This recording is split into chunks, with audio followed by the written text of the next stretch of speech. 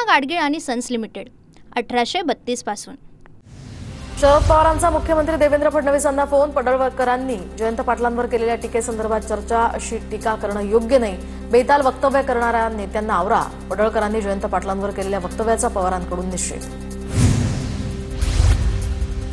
पडळकरांच्या वक्तव्याचे सांगलीच्या जतमध्ये पडसाद। जयंत पाटील समर्थकांचा पडळकरांविरोधात जतमध्ये मोर्चा। गोपीचंद पडळकरांविरोधात जोरदार घोषणाबाजी। पडळकरांना भाजपच्या वरिष्ठ नेत्यांचं पाठबळ। जयंत पाटलांवरील टीका अश्लाघ्य आणि संतापजनक। जयंत पाटलांवर केलेल्या टीकेनंतर रोहित पवारांचीही पडळकरांवर टीका। पडळकरांनी वैयक्तिक टीका करताना तोल सांभाळायला हवा। पडळकरांच्या वक्तव्याचं आम्ही समर्थन करत नाही। भाजपच्या नवनाथ वन यांची प्रतिक्रिया। पडळकर हे फडणवीसांनी सांभाळलेला राजकारणातला साप। आरएसएसला पडळकरांची लाज वाटते की अभियान हे सांगावं। प्रशांत जगताप यांची गोपीचंद पडळकरांवर टीका। जयंत पाटलांवर टीका करताना गोपीचंद पडळकर चुकले। गोपीचंद पडळकरांनी माफी मागावी। पवारांच्या राष्ट्रवादीच्या नेत्या सक्षणा सलगर यांची मागणी। छत्रपती संभाजीनगरमध्ये पडळकरांविरोधात राष्ट्रवादीचे कार्यकर्ते आक्रमक। पडळकरांवर गुन्हा दाखल करण्याच्या मागणीसाठी सिडको पोलीस ठाण्यात कार्यकर्त्यांचा ठिय्या। पडळकरांनी जयंत पाटलांविषयी केलेल्या आक्षेपार्ह वक्तव्यानंतर हे आंदोलन पेटलं। पोलिसांनी या ठिकाणी अर्ज स्वीकारल्यानंतर ठिय्या आंदोलन अखेर मागे घेण्यात आलं। राहुल गांधींनी पत्रकार परिषदेमध्ये लवंगी सुद्धा फोडली नाही। राहुल गांधी सिरियल लायर, ते एकही पुरावा देऊ शकले नाहीत। राहुल गांधींच्या कालच्या पत्रकार परिषदेवर मुख्यमंत्री फडणवीसांची टीका। राहुल गांधींनी निवडणूक आयोगाकडे प्रश्न उपस्थित केले। अदानी बोलायला लागले तर सत्मेव जयतेची व्याख्या बदलावी लागेल। निवडणूक आयोग म्हणजे भाजपचे कार्यकर्ते। संजय राऊतांचा घणाघाती आरोप।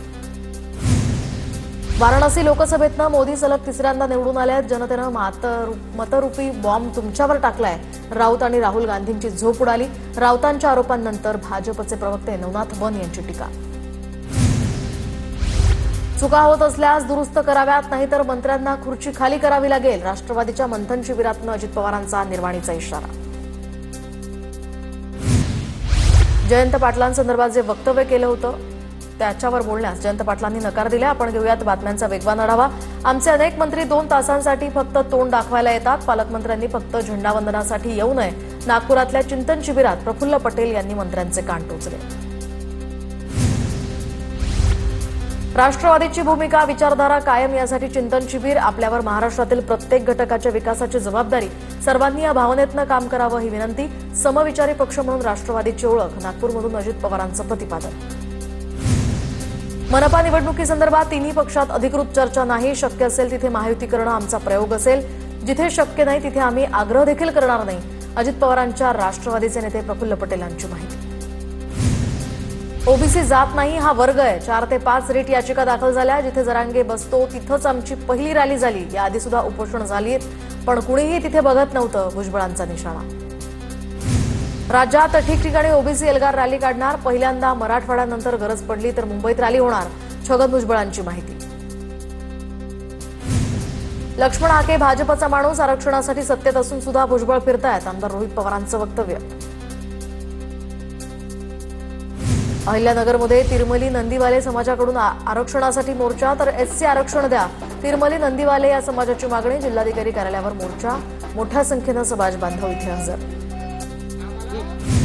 माझ्या नादी लागू नका, माझी निष्ठा ठाकरेंकडे आहे। राजन विचारेंनी त्याग केला म्हणून आज एकनाथ शिंदे आहेत। राजन विचारेंनी दिघेंकडे प्रस्ताव ठेवला होता। शिंदेंनी राजन विचारेंचे पाय धुवून तीर्थ प्यावं।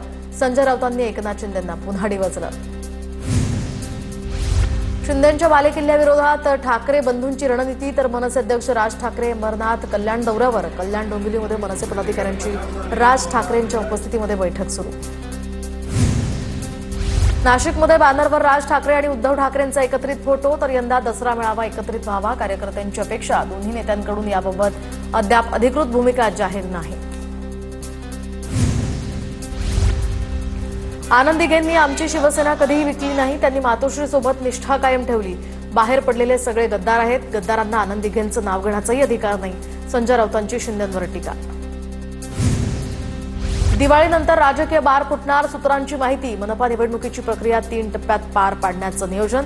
नोव्हेंबरमध्ये जिल्हा परिषद पंचायत समितीच्या निवडणुका, डिसेंबरमध्ये नगरपालिका नगरपंचायती, तर जानेवारीमध्ये सर्व पालिका निवडणुका घोषित होणार।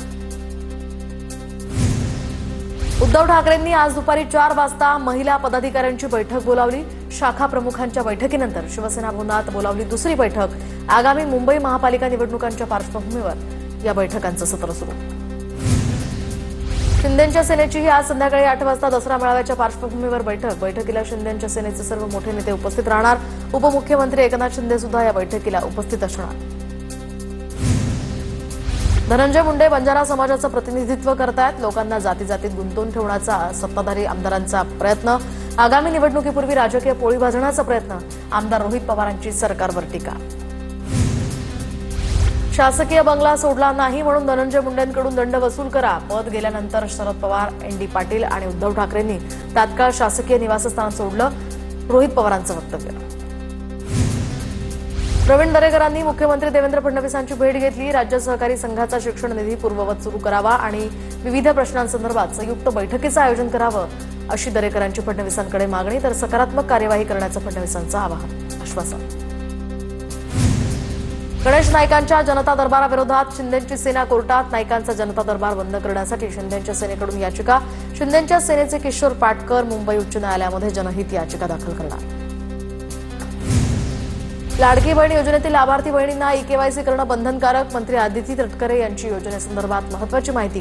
पुढील 2 महिन्यात ई-केवायसी प्रक्रिया पूर्ण करणं गरजेचं।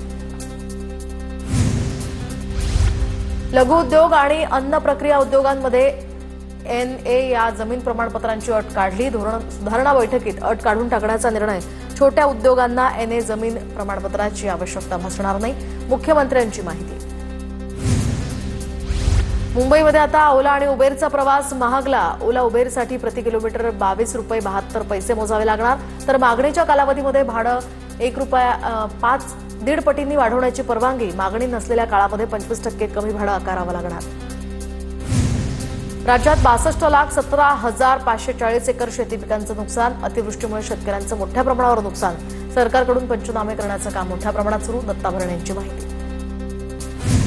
परभणीच्या पूर्णा तालुक्यामध्ये एकाच रात्री 98 मिलीमीटर पावसाची नोंद। सोयाबीन पिकांचे यामुळे नुकसान।